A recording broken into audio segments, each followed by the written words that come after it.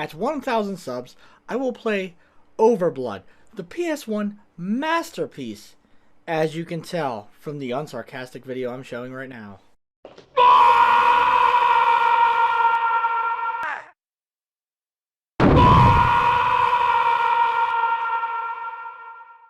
Legend of Mana, known as Sekken Densetsu in Japan, is an RPG developed and published by Square that then became Square Enix. In 1999, they created what is now the fourth game in the Mana series. The series began as a handheld side story to Final Fantasy. It was even represented in the Switch collection.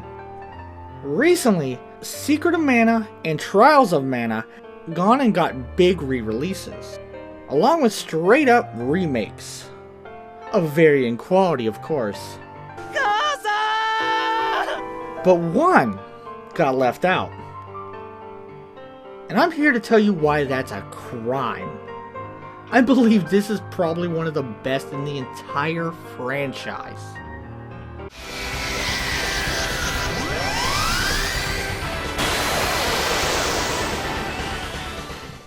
Now, one of the first things you'll notice when starting this up is the incredible artwork.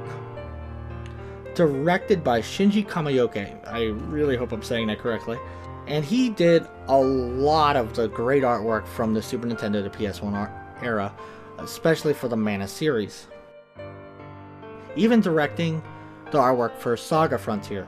And in my opinion, Legend of Mana is his best work of the SNES and PlayStation 1 era. Now I know you're probably sitting there going, well, that artwork's great, but why is that such a big deal? Well, it helps incredibly with Legend of Mana's world building. The first town you build and go to is a small farming town with everything from grocery stores to fortune teller, a hub for most adventurers in this world. To the magic city Geo. Looks like an anime Akraba from Aladdin. Even having port towns with extravagant hotels. That's not even including the dungeons of this game. Ivory towers, demonic castles, beautiful beaches. Even something as simple as a highway in this game looks gorgeous. I mean, it is a highway to hell. My bad, it's called Underworld. And even leading to most of the character designs telling us somewhat of a story. From Elrid and his heroic abs, just look at them. Now let's not forget about the great in-world storytelling.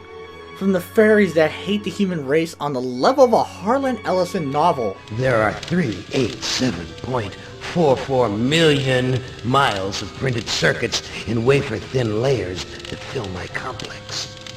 If the word hate was engraved on each nanoangstrom of those hundreds of millions of miles, it would not equal 1/1 billionth of the hate I feel for humans at this micro-instant. To a dog race that to solve a certain side quest, you actually have to learn their language to sell them lamps. Even working with a group of penguin pirates looking for treasure. And all these quests, characters, races, all have elements that combine with some of the main arcs and stories that I can't show you because I would not want to spoil them for you. There are 68 quests in this game in total, but only 3 arcs that matter towards getting actual completion. And you only even need to complete one of those to unlock the last 2 quests that allow you to complete the game and get to New Game Plus. A lot of the quests in this are completely optional and failable, and we'll get into that! There are many stories that shape this world. This is the real meat of Legend of Mana. I'm hoping a girl who suffers from amnesia discovers who she really is, while protecting her from a powerful thief that kills Jumai, their race, for their magical jewels that they leave behind on death. Or I'm stuck in the middle of a lover's triangle involving a demon king, ending with a climactic battle at the end of Snake Way?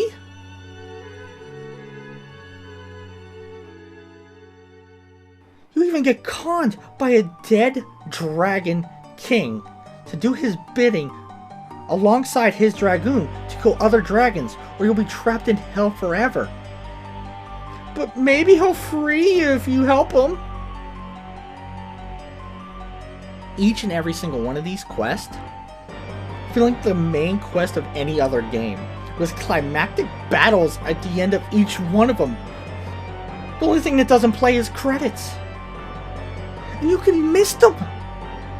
Matter of fact, my first playthrough, I did! I have beat this game 6 times before, and until I did this 100% run, I haven't even seen some of these locations before. And let's not forget some of the other side quests, like helping Bud and Lisa through their Charlie Brown-esque Halloween adventures, and helping the best merchant around, Nico, and all of his strange adventures in how to get cash. And because the world building in this game is so well done, you even see how some of these side quests affect other side quests and how all these characters belong in this world, no matter how crazy it is. Now let's talk about one of the coolest and best parts of Legend of Mana: the skills.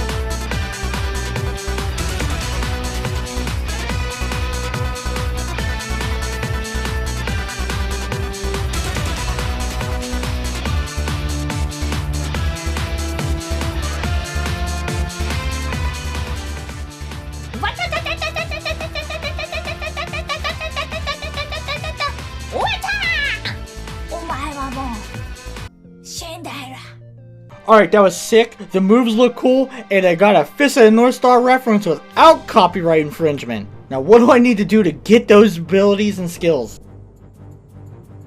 Oh god. Never mind. Never mind. Alright, let's just forget all that for now. And let's get into the standard JRPG stuff. Now, like a Tales of game, you fight in an arena-like setting, equipping skills and techniques to fight with. Unlike most JRPGs, you see those blue crystals on the ground? That's your experience. Yeah, that's right. It's not like Yakuza 0, where the money explodes out of the guy and you just get it automatically. No, you must go get it. Now we're gonna have to bite the bullet and just get into the techniques and skills now. 28 in total for skills, 13 weapon types, each with their own techniques, all unlockable from using other skills. So you use jump, you can get double jump or high jump. Say you use lunge and retreat at the same time, and you'll get one of the more powerful defensive skills in the game, of evasion. And you can equip those triangle and circle. Now, getting all 28 of those is very important because they are actively used for each and every single technique in the game. On all 13 weapons, you equip the weapon you need, then equip the skills you need, and there's a hidden level up mechanic for all the skills in the game. But it only matters that you are in a combat situation, so it doesn't matter if you're fighting weak enemies or strong enemies. And that's how you use the skill and technique system! It's not convoluted at all. Now that we've done all that, now we can get to the real meat and complexity of this game. You have everything from farming, monster raising, crafting, robot building, magic crafting. And I'm going to start off by telling you, to unlock all of these, you have to do the side quest that goes along with it. And they are all completely missable. I didn't unlock magic crafting, by the way, until my second playthrough with Monster Rancher, not that one. You first have to collect one of their eggs, which most of the dungeons in the game have a select area where you can do this. Afterwards, you have the ability to sell, raise, and feed them, even being able to change their personality traits. Bringing them along to fight, they will be able to collect XP alongside you, can be some of the strongest allies you'll have in combat. You'll be able to collect every monster in the game, and for some of them, you have to jump through certain hoops to get. Like a succubus, you can only get them in certain areas, but only if that area has a certain mana thing like shade, which means you have to optimize the map to unlock all the cool monsters you can collect in this game. You know what? Let's just go straight to it. We're just going to talk about weapon crafting. First, you just take the material that you want to make it out of, and then you can temper it with other items. Wait, I can put meat into my sword? Let's look online. Is this an hour? Is this video an hour and 30 minutes? Oh my god! So let me explain a little bit what I'm going to do here. I'm going to do my best to make this as simple and easy to understand as possible, because as I've said before, and as a number of other people have said in the comments, this tempering in this game is not simple. It's a very complicated system, and we're just going to be scratching the surface of it today. Fuck it! Fuck it! We're skipping it! We're skipping the golems! Okay. In Legend of Mana, you can make golems, where the tutorial actually gives you a real test to do it. It's more complicated than my forklift driver's license.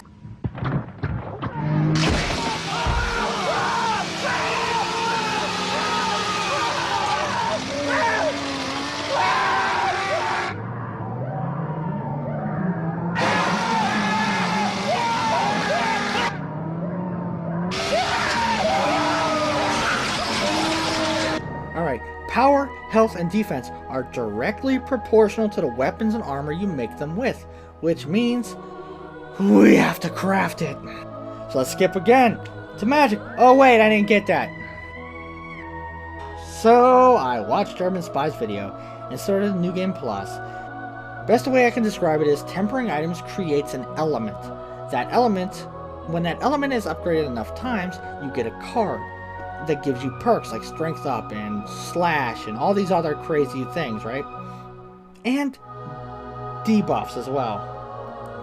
But at a certain point you can max out that element, or you have to reset it by leveling up another element. And somehow you doing all this, you can continue to put more perks on it with like a perk train from the cards constantly coming in. There's so many buffs and debuffs, I can't even imagine describing them in detail. That's why I'll link the video in the description below. But if you're smooth-brained and simple like me, the best thing I can describe for you to do is look up recipes for the weapons you want to make. One of the rings I made has shared experience from my team, that if my allies pick up the experience, gives them double experience, and if I fully upgrade it, would have gave me 20 points to every stat imaginable. Magic is fairly simple. All you have to do is take a coin dropped by capturing an element and use that into a material that you want to use for whatever instrument, and you will create your magic spells, which can then be put into your golem so they can have magic as well. Now, as overwhelming as all that sounds, right? Here's the funny thing. If you're playing this game casually, none of those things matter. The first time playing through this game, I beat the final boss without even having anybody with me. I did it by myself with the weakest weapons in the game, considerably the gloves.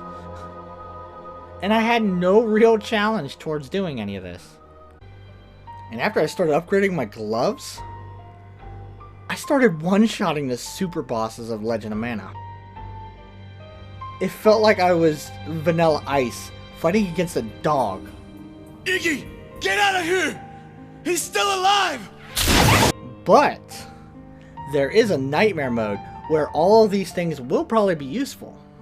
With increased damage and health of enemies, better drop rates, and experiencing gold gains. But having said all of this game is great for casual players that just want to have fun and play a JRPG with great artwork and good storytelling.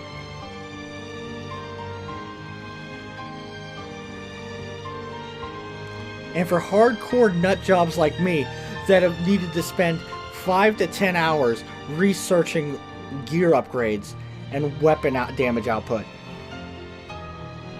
Now hold on, I gotta try out this nightmare mode, so... I mean, how much harder can it get, really? Oh. Oh no. So now I'm starting my third playthrough, so I can actually defeat this thing. Now let's start with optimizing this map again.